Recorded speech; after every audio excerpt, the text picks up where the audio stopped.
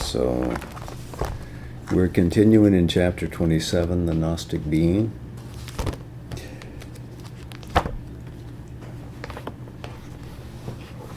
Sri Aurobindo was describing, in reference to the question of the nature of our personhood and personality, what it is that we are essentially, and what it is that we are in our expressive personality, in our formed being, in our formless being, and how all of these possibilities, whether we're impersonal or personal, whether we're an expression of a universal nature or minutely defined as one individual in a sea of individuals, we are, in all of these ways, the same as the divine itself. It is one and yet multiple, both impersonal and personal. And so a Gnostic being would be endlessly capable of reflecting those truths in the existence here on earth. So we pick it up from there. A supramental Gnostic individual will be a spiritual person, but not a personality in the sense of a pattern of being marked out by a settled combination of fixed qualities, a determined character. He cannot be that, since he is a conscious expression of the universal and the transcendent. But neither can his being be a capricious, impersonal flux throwing up at random waves of various form, waves of personality as it pours through time. Something like this may be felt in men who have no strong centralizing person in their depths, but act from a sort of confused multi-personality, according to whatever element in them becomes prominent at the time. But the Gnostic consciousness is a consciousness of harmony and self-knowledge and self-mastery, and would not present such a disorder. There are indeed varying notions of what constitutes personality and what constitutes character. In one view, personality is regarded as a fixed structure of recognizable qualities expressing a power of being. But another idea distinguishes personality and character. Personality as a flux of self-expressive or sensitive and responsive being, character as a formed fixity of nature's structure. But flux of nature and fixity of nature are two aspects of being, neither of which, nor indeed both together, can be a definition of personality. For in all men, there is a double element, the unformed, though limited flux of being or nature out of which personality is fashioned, and the personal formation out of that flux. The formation may become rigid and ossify, or it may remain sufficiently plastic to change constantly and develop. But it develops out of the formative flux by a modification or enlargement or remolding of the personality, not ordinarily by an abolition of the formation already made and the substitution of a new form of being. This can only occur in an abnormal turn or a supernormal conversion. But besides this flux and this fixity, there is also a third and occult element, the person behind, of whom the personality is a self-expression.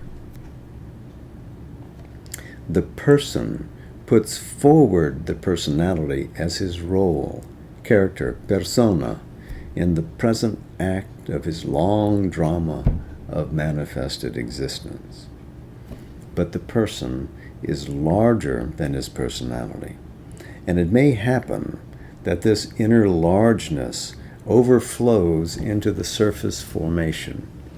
The result is a self-expression of being which can no longer be described by fixed qualities, normalities of mood, exact lineaments, or marked out by any structural limits.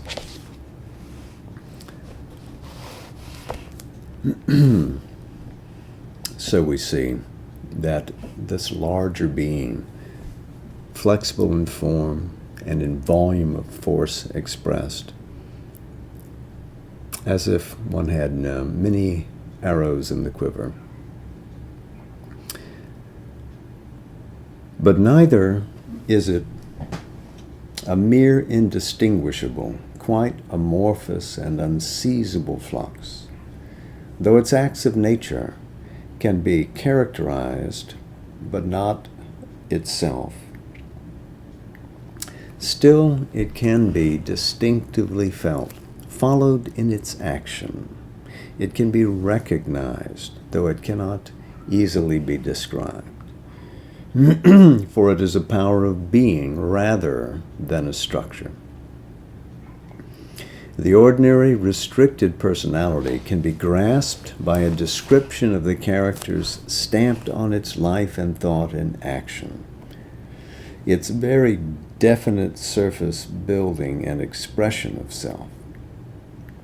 Even if we may miss whatever was not so expressed, that might seem to detract little from the general adequacy of our understanding, because the element missed is usually little more than an amorphous raw material, part of the flux, not used to form a significant part of the personality. But such a description would be pitifully inadequate to express the person when its power of self within manifests more amply and puts forward its hidden demonic force in the surface composition and the life. Demonic, from the Greek daimon, D-A-I-M-O-N, which refers to a power beyond the human, supernatural, divine. We feel ourselves in presence of a light of consciousness, a potency, a sea of energy, can distinguish and describe its free waves of action and quality, but not fix itself.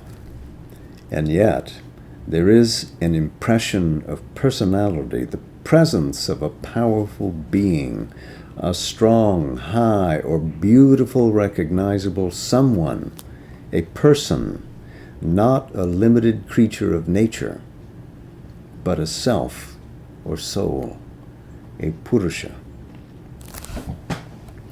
The Gnostic individual would be such an inner person unveiled, occupying both the depths, no longer self-hidden, and the surface in a unified self-awareness. He would not be a surface personality partly expressive of a larger secret being. He would be not the wave, but the ocean. He would be the Purusha, the inner conscious existence, self-revealed, and would have no need of a carved, expressive mask or persona. So, the walls that separate the exterior from the subliminal have been removed in the Gnostic being, and the entirety can express itself through the limited form if it so wishes. So, rather than being the wave that returns to the ocean, one is the ocean and the wave simultaneously.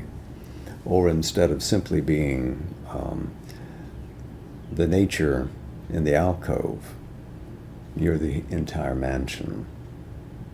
And the remaining divisions between alcove and the rest of the building have been removed. One is aware of it all. This, then, would be the nature of the Gnostic person, an infinite and universal being revealing, or to our mental ignorance, suggesting its eternal self through the significant form and expressive power of an individual and temporal self-manifestation. But the individual nature manifestation, whether strong and distinct in outline or multitudinous and protean but still harmonic, would be there as an index of the being, not as the whole being. That would be felt behind, recognizable but indefinable, infinite.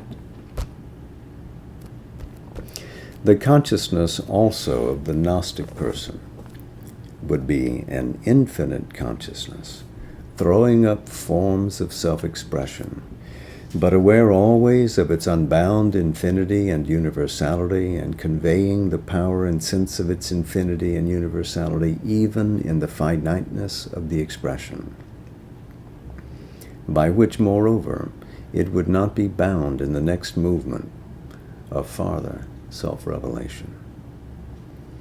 But this would still not be an unregulated, unrecognizable flux, but a process of self-revelation, making visible the inherent truth of its powers of existence, according to the harmonic law natural to all manifestation of the infinite.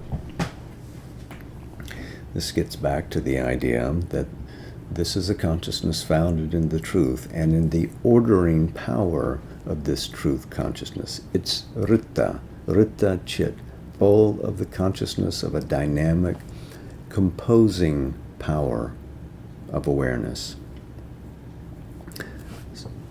All the character, he writes, of the life and action of the Gnostic being would arise self-determined out of this nature of his Gnostic individuality.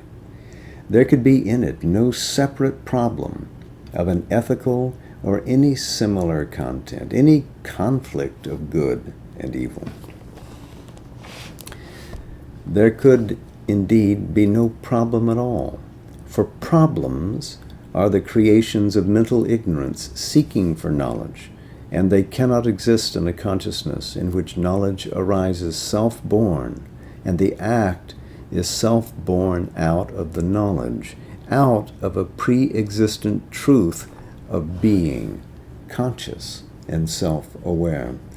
So we arrive at the first chapter of the Life Divine again. All problems are problems of harmony. And true being is conscious being. And so truly aware of oneself, one acts truly. An essential and universal spiritual truth of being manifesting itself, freely fulfilling itself in its own nature and self-effectuating consciousness. A truth of being one and all, even in an infinite diversity of its truth, and making all to be felt as one, would also be in its very nature an essential and universal good manifesting itself, fulfilling itself in its own nature and self-effectuating consciousness. A truth of good, one in all and for all, even in an infinite diversity of its good. The purity of the eternal self-existence would pour itself into all the activities, making and keeping all things pure.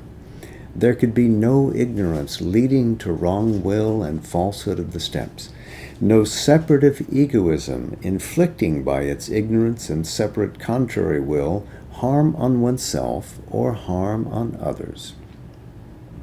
Self-driven to a wrong dealing with one's own soul, mind, life, or body, or a wrong dealing with the soul, mind, life, body of others, which is the practical sense of all human evil.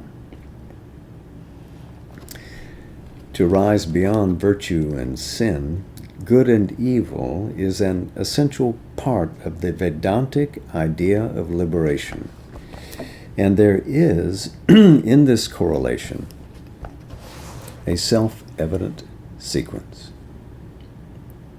For liberation signifies an emergence into the true spiritual nature of being, where all action is the automatic self-expression of that truth, and there can be nothing else.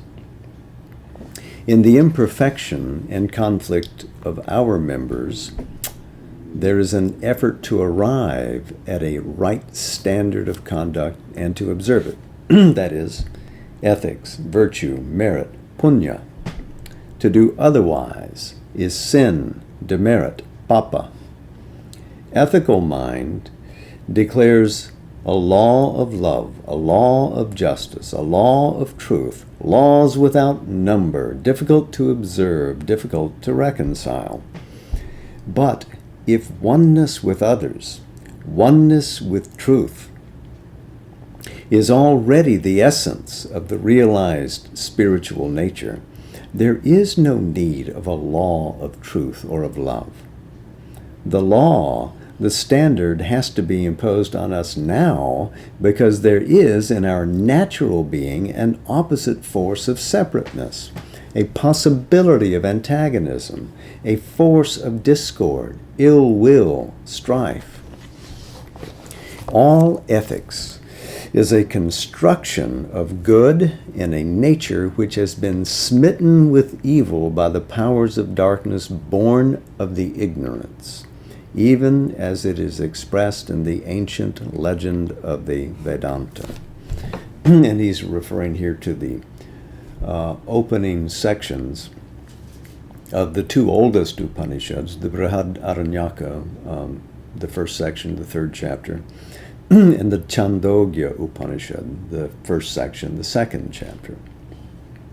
And you might remember that they don't agree about what is the nature of the beginning of the world. One ascribes it to a sat, from which sat comes, a non-existence from which existence comes, and the Chandogya ascribes it, no, that it is impossible that there is a non-being. There is only being. Well, Sri Aurobindo is generously interpreting the Brihadaranyaka to say that the idea of non-existence is the infinite's freedom even from self-definition as true and good being. It exceeds all formulation. But being is true, and it is true in the Brihadaranyaka too. So, these Upanishads speak about how the Asuras pierce what would have been a good and auspicious creation with intentional evil. And of course, they are the agents of division. They are the formulation of the powers of the inconscient. Superconscient involving itself into inconscient has certain results, certain consequences. And since we accept this game of evolution and intend to evolve out of the inconscient back to that, we deal with these problems of division, the problems of harmony, but we do eventually conquer.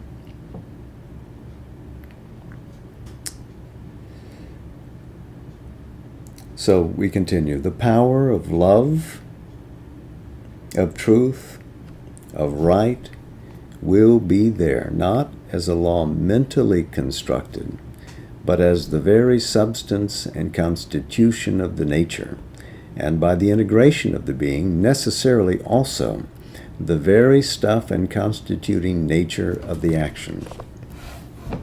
To grow into this nature of our true being, a nature of spiritual truth and oneness, is the liberation attained by an evolution of the spiritual being.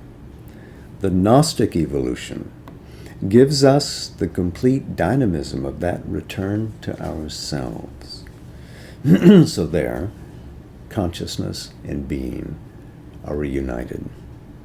And consciousness as a power expresses the truth of being. Once that is done, the need of standards of virtue, dharmas, disappears. There is the law and self-order of the liberty of the spirit. There can be no imposed or constructed law of conduct, dharma. All becomes a self-flow of spiritual self-nature, swadharma of swabhava. The spiritual self-nature is swabhava, what is essential and expressive power of the soul, and the self-flow of that out into nature to express itself harmonically. That is the swadharma. Here we touch the kernel of the dynamic difference between life in the mental ignorance and life in the Gnostic being and nature.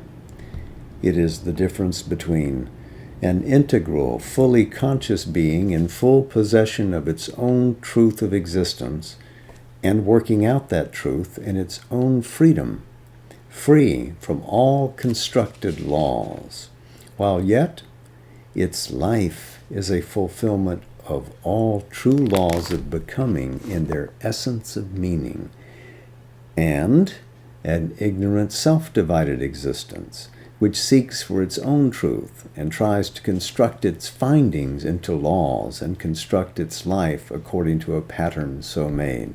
So quite a contrast there.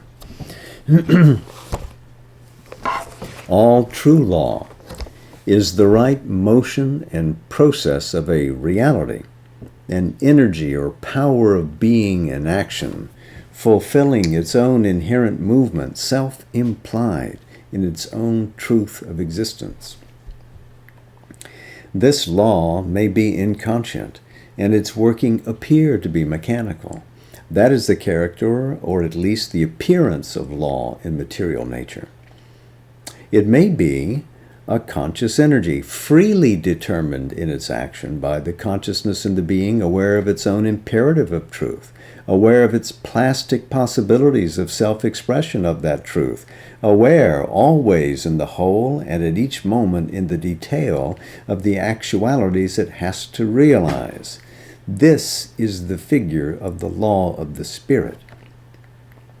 An entire freedom of the Spirit, an entire self-existent order, self-creating, self-effectuating, self-secure in its own natural and inevitable movement is the character of this dynamis of the Gnostic supernature.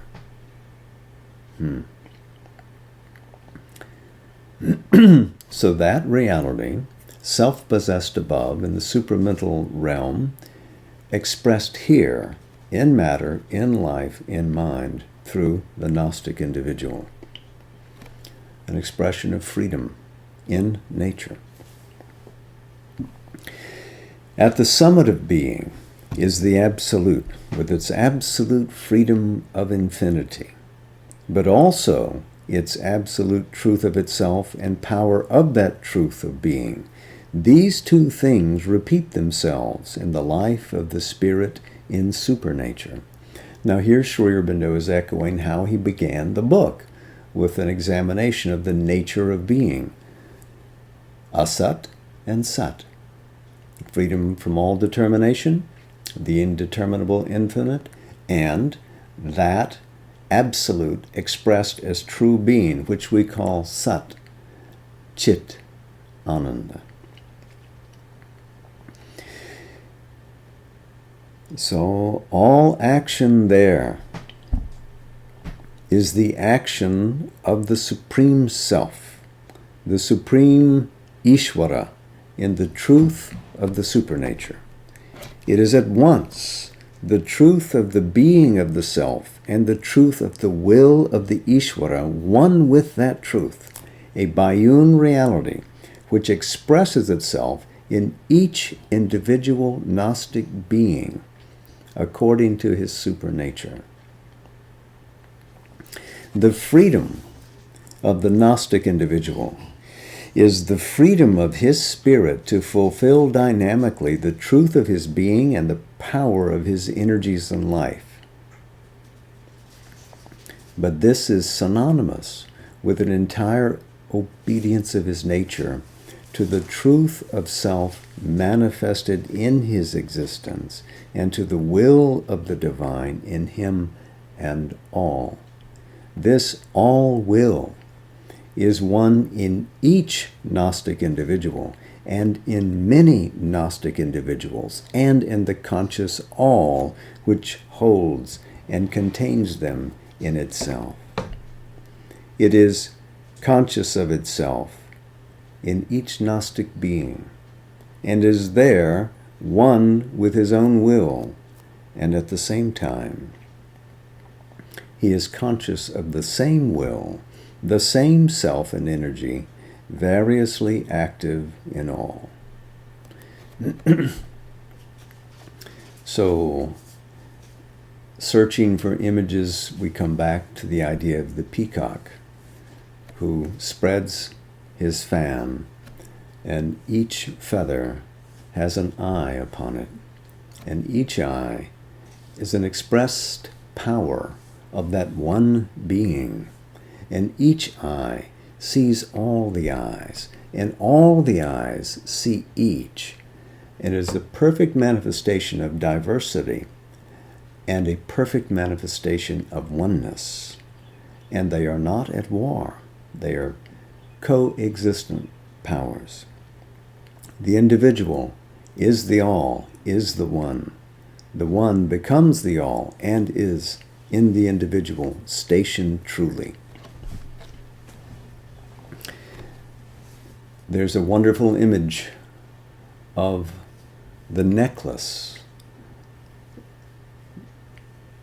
where in the Avatamsaka Sutra in Buddhism, Chan Buddhism, where each jewel on Indra's necklace is aware of all the other. All are held together by a single strand of being. Oneness is not partitioned by the manifold nature of expressed being. The essence is not negatived by that, but brought into abundant expression.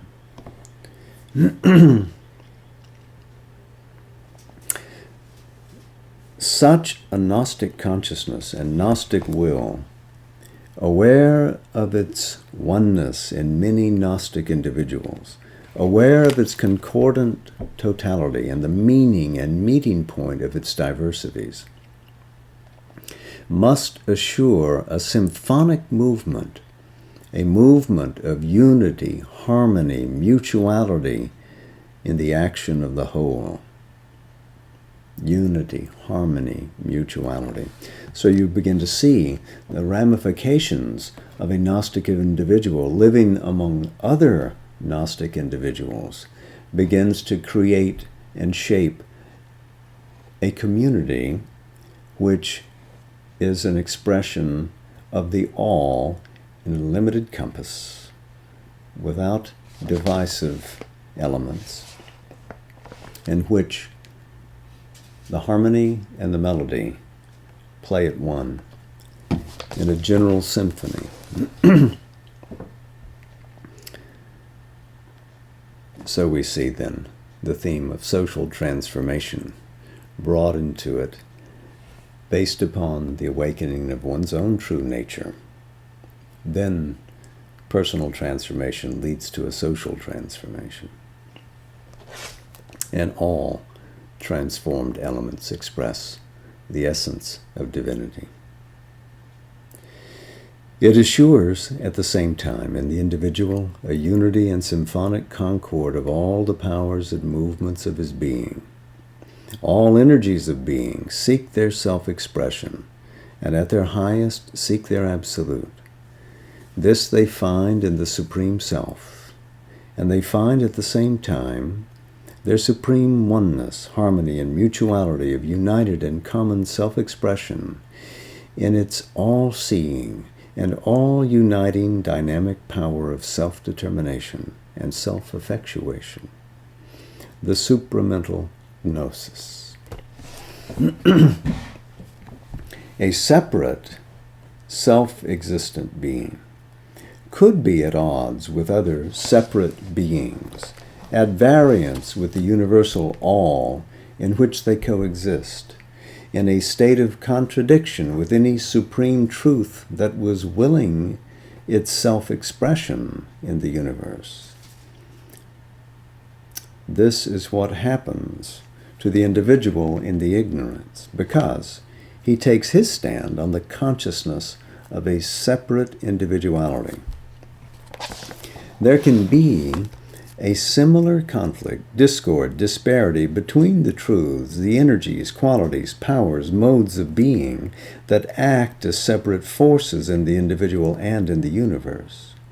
A world full of conflict, a conflict in ourselves, a conflict of the individual with the world around him, are normal and inevitable features of the separative consciousness of the ignorance and our ill-harmonized existence.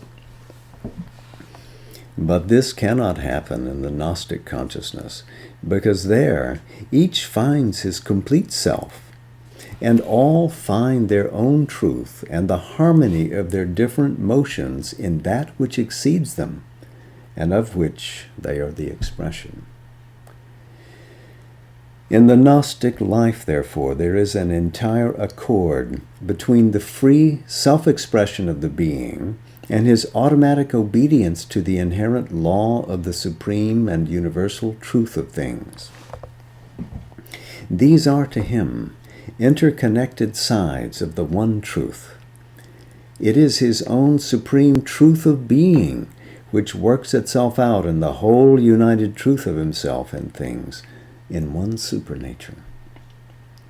There is also an entire accord between all the many and different powers of the being and their action. For even those that are contradictory in their apparent motion and seem in our mental experience of them to enter into conflict, fit themselves and their action naturally into each other, because each has its self-truth and its truth of relation to the others, and this is self-found and self-formed in the Gnostic supernature. Truth of being, powers of the being. We are here in the supramental consciousness, expressive of the infinity of Sat-Chit Ananda, but in the ordered cosmos that derives from that empowered truth awareness. And in the Gnostic individual, that supernature is expressed on earth. So para prakriti has come into prakriti. The Mahashakti has entered into the Shakti of the triple world. So there is no division between the high and the low when the supramental manifests. There is no division between the inner and the outer. It is, again, one. The oneness with which we began is now the reality we live in. So I think we'll put a bookmark there and continue next week. It looks like we've got a couple of more weeks left in this chapter on the Gnostic being. And so, in Savitri, I think we can continue reading where we left off last time. It's a beautiful section in Book 3. Pardon me. The Book of the Divine Mother in Canto 3, the House of the Spirit and the New Creation.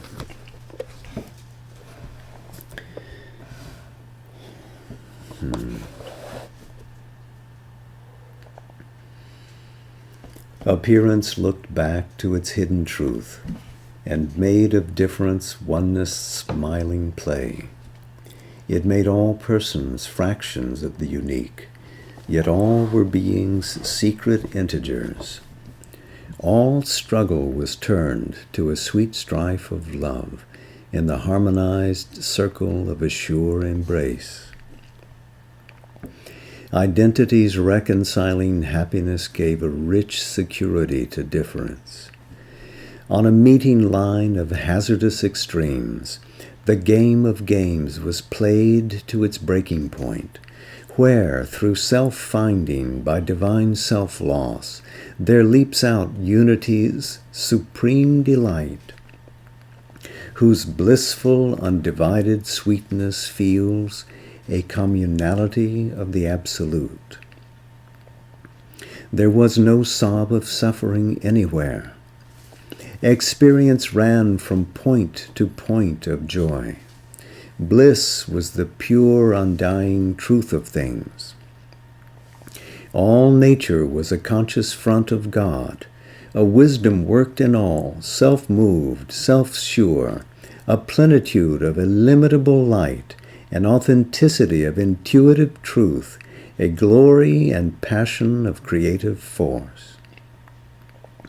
Infallible, leaping from eternity, the moment's thought inspired the passing act. A word, a laughter sprang from silence's breast, a rhythm of beauty in the calm of space, a knowledge in the fathomless heart of time. All turned to all without reserve's recoil. A single ecstasy without a break. Love was a close and thrilled identity in the throbbing heart of all that luminous life. A universal vision that unites, a sympathy of nerve replying to nerve, hearing that listens to thought's inner sound and follows the rhythmic meanings of the heart, a touch that needs not hands to feel, to clasp, were there the native means of consciousness, and heightened the intimacy of soul with soul. A grand orchestra of spiritual powers, a diapason of soul interchange, harmonized a oneness deep, immeasurable. In these new worlds projected, he became a portion of the universal gaze, a station of the all-inhabiting light, a ripple on a single sea of peace. His mind answered to countless communing minds. His words were syllables of the cosmos' speech, his life a field of the vast cosmic stir. He felt the footsteps of 1,000,000 wills moving in unison to a single goal. A stream ever newborn that never dies, caught in its thousandfold current's ravishing flow. With eddies of immortal sweetness thrilled, he bore, coiling through his members as they passed, calm movements of interminable delight, the bliss of a myriad myriads who are one.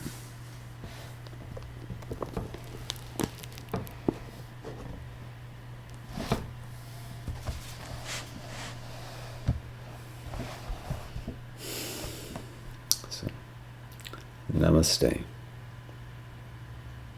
Jai Ma.